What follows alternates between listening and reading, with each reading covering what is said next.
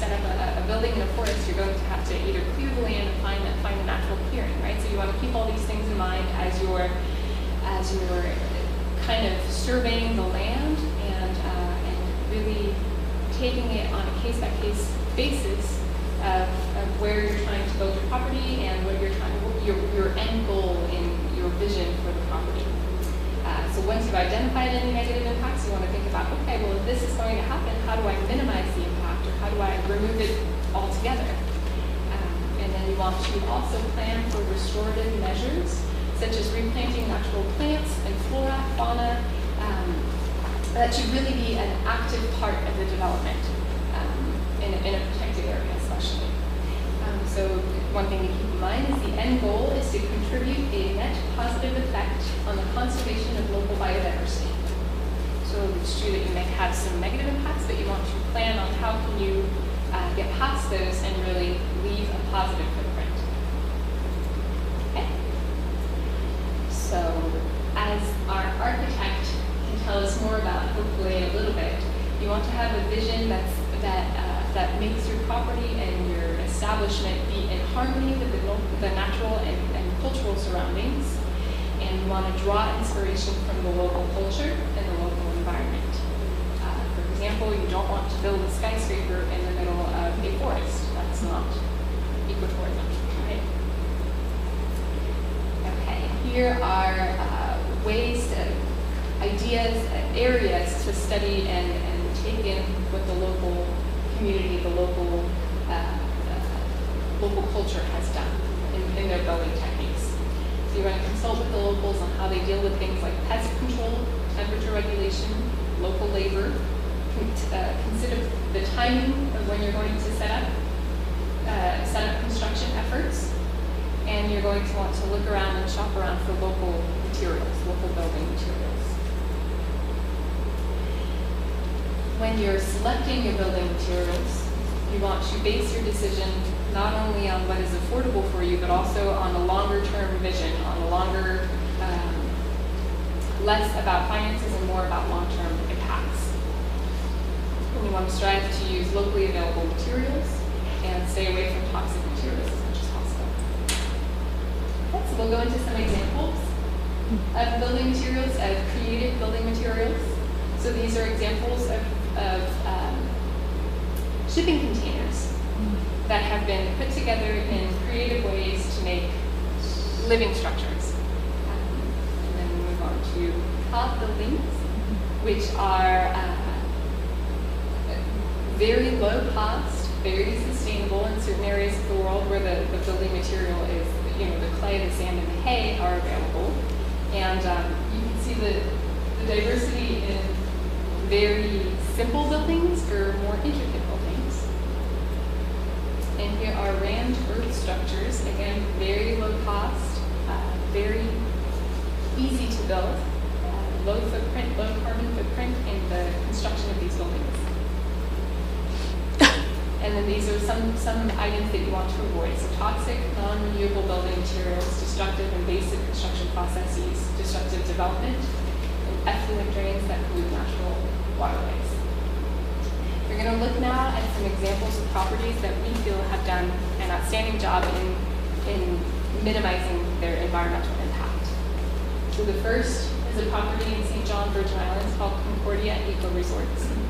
And this property is built on an island that is pretty much devastated by logging, the logging industry.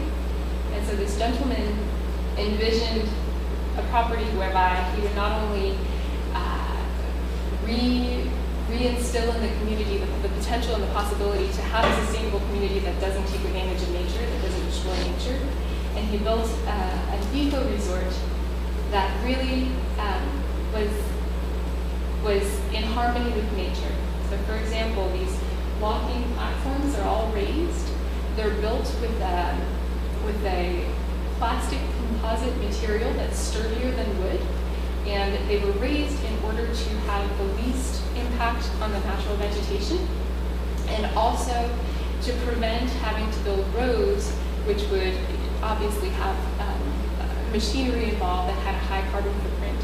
And so this is an alternative that prevents also any runoff or anything toxic flooding or being washed into the ocean. These are coastlines that are really very lucky to have some magnificent coral reefs right on the coast. And so to protect those, he really thought well about how to have the smallest impact, the smallest possible impact on the natural environment.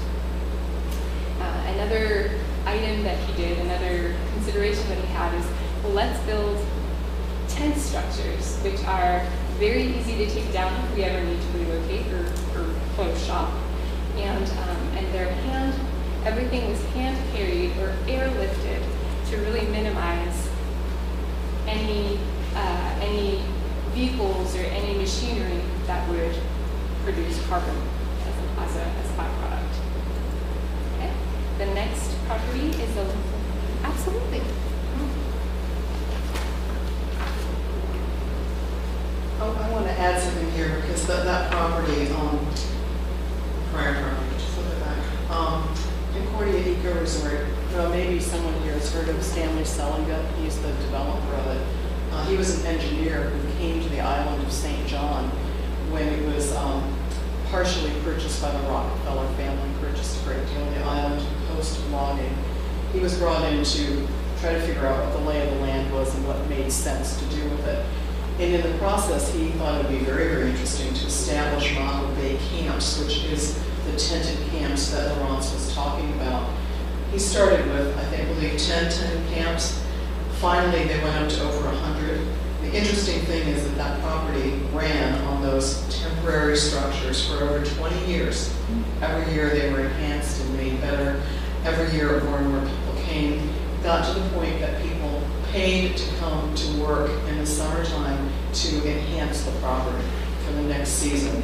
Because there was just such a sense of camaraderie. So many people learned so much, made so many friends. It was such a fantastic thing. A lot of people consider Stanley to be the godfather of eco-travel. And at some point, he realized he was going to lose the lease thanks to the Park Service for that property. And he went to the other side of the island, a much less hospitable part of the island, and started Concordia Eco Resorts, which required a great deal more in terms of building, construction, waste management, because it's a dry, difficult, barren, arid area. Yet that resort as well has become very, very popular. So I wanted to interject that.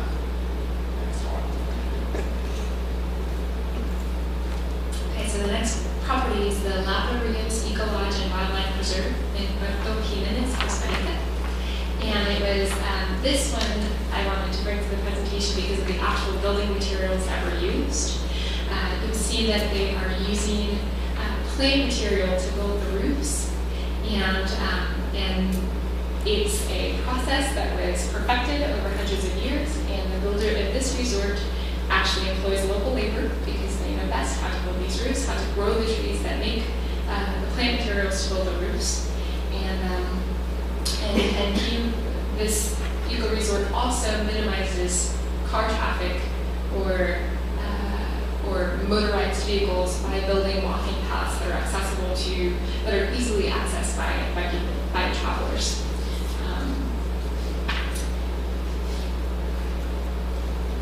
The next one is Los Poblanos Historic Inn and Organic Farm. This one is in the U.S., in New Mexico. And this one is an example of a property that used an existing structure, which is another very obvious way to minimize environmental impact, is to use existing structures rather than to build from fresh. And so this is not only a great eco resort because of the efforts of the community and the work that they do with the local community, but also because they are preserving historic buildings, historic architecture from the region, and using existing structures rather than building from fresh. So before we move on to the next section, I'd love to hear if anyone has a personal experience of a property that they've been to, a vision that they have for a property that they might like to build in a particular part of the world, and any input, if anyone wants to share anything, I'd be happy to hear.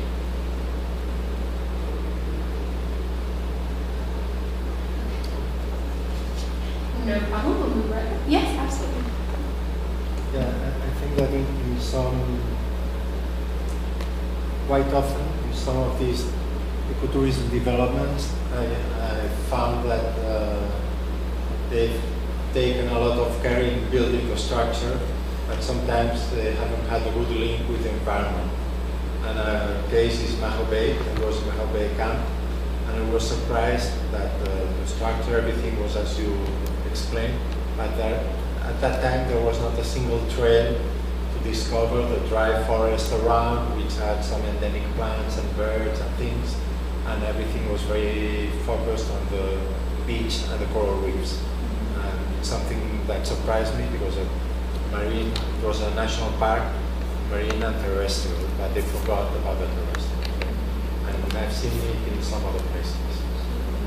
What would you have liked to have seen there, Francois? That if I wake up early in the morning from my cabin, there is a self-guided trail around the forest of half an hour, 1 hour, where I can walk, relax, sit, enjoy the landscape, look at the birds or wildlife, whatever. And it's simple, cheap, and sometimes you don't find it. I'm with you. Thank you. Does anyone else have anything to share?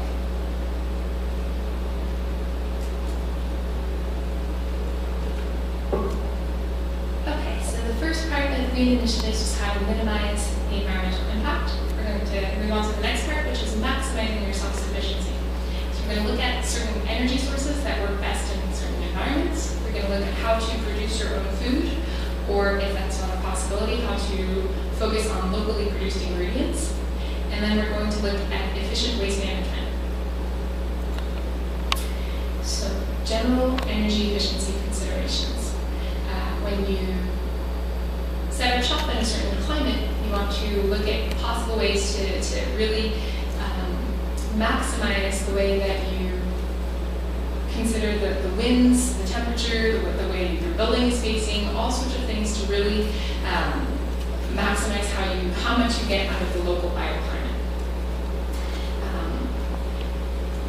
The next points are pretty self-explanatory. Energy storage through building materials and massing. That means using building materials that will, if it's cold outside, it will keep in the heat. If it's hot outside, it will keep out the heat. And then you want to avoid AC in favor of natural cross ventilation or ceiling fans, proper insulation of windows and doors, proper window coverings to reduce excessive heat, and the capture and utilization of rainwater, which is very helpful when you have your own garden or really any watering needs that you have, you can collect rainwater for. So these are general green energy sources, renewable energy sources, and again, I think we're all pretty up to date on these. So we have solar, wind, geothermal, and hydro. And depending on where your site is located, one might make more sense than the other. And then local food production. So producing on-site organic foods is ideal to sustainability. The fewer steps there are between the farm to mouth, the more nutritious the food and the least environmentally damaging the process. You want to employ local agricultural techniques. Use your own compost, collect rainwater or gray water to use as irrigation. And we're going to go through these quickly and then we'll have examples of each of the properties that we feature. So waste management. Concordia Resort actually has a program called Trash to Treasure, which remanufactures waste into objects that can be sold. So it's a really ingenious or very unique way to process your trash. For example, they create glass-blown floor tiles, paperweights, elaborate glass objects out of recycled glass bottles. They melt their aluminum cans and create other objects and trinkets. They shred waste cardboard and use it as packing materials in the gift shop, as well as use in the garden. And then they mix paper with water and lint from laundry to make art for a children's workshop. And here is your standard composting toilet. It has come a long way in the last 10 years as far as not looking like our friendly porta potty. Or smelling like it. Or smelling like it, that's very true. And it's it's great because it saves water. Some of them are completely dry, you don't need any water. And it's ideal for isolated locations where there's no other way to, there's no sewer, or there's no system in place to take away the waste. And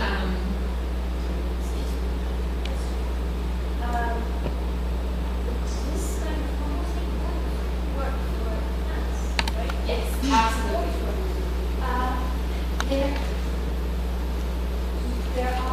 There is some processing techniques where you add enough materials where it can be used in your garden.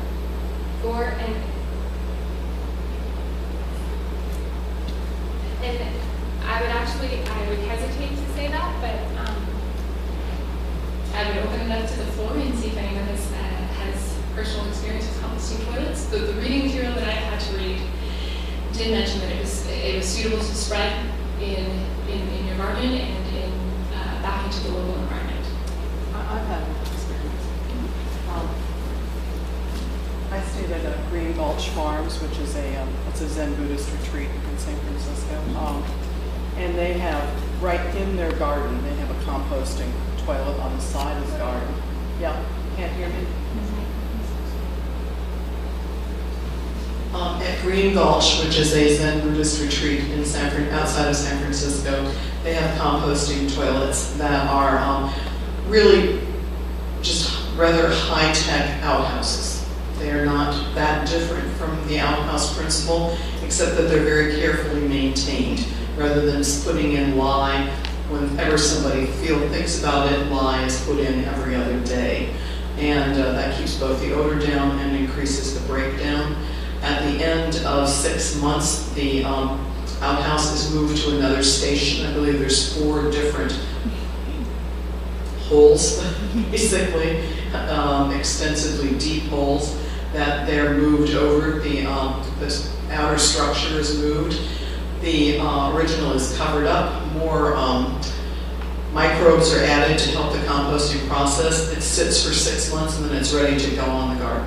So I believe that at their website, which is greengulch.org, you will find a description of those toilets, or if you wish, you may write me and I will try to find it more expeditiously for you. Thanks. Back to it.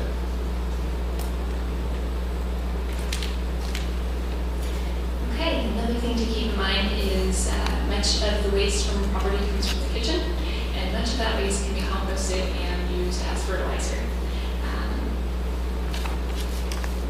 We'll move on to certain properties that have really taken these steps to maximize self-sufficiency to heart and done some amazing things. So the first property is in the US. It's called In Serendipity. And all these properties are in the program. What Pamela said is that these properties can be found in the program and you can read more in detail about them. This property in Serendipity is 100% powered by the wind and sun. This top picture, you can see their windmill and some solar panels, which it's really amazing that they have invested in these technologies and made it so that not only are they 100% powered by the sun and the wind, but they also have excess energy that they can sell back to the power grid. They are also an excellent example of self-sufficient food production. 70% of all the ingredients that they serve are provided by their organic garden. And a unique feature of their garden is that they use a solar-heated straw bale greenhouse, which grows seasonal fruits and vegetables. So they utilize the structure differently in the summer and the winter to really maximize the use that they get from it. And then as waste management goes, they use a composting toilet, which conserves water and minimizes their waste. And they also have some they're very active in the local community. They have 3 books, I believe, that they've recently produced that talk more about rural development and tourism, and also how to market certain properties. On the back of our program, you'll find their name with several resources that we've featured. We'll go back to Concordia Eco Resort, which is also partly powered by the sun, and they have some higher tech solar panels that rotate, and that is in order to maximize the absorption of the sun's energy. They also use solar heated hot water showers, which is a very, very simple system, where you basically collect water. You have your water go through tubes that are heated by the sun, and they go back into the plumbing for use for showers or cleaning your dishes or anything, and use for hot water. For their waste management, they have a wastewater system that uses nature's bacteria and gravity to produce a clear liquid ready for reuse in the gardens and orchards. And they have a composting toilet, and then we've already talked about the Trash to Treasures program. And they have water efficiency measures throughout their property. They collect rainwater using roof scoops to maximize water efficiency. The next property is Los Poblanos, and this property is situated in a large piece of land, and they've actually opened, they have very arable land, and they've opened their land to local community farms. So their land is used to grow food by the local community, and then they use that food and serve it on their property. So it's a way to involve the local community and also source their food on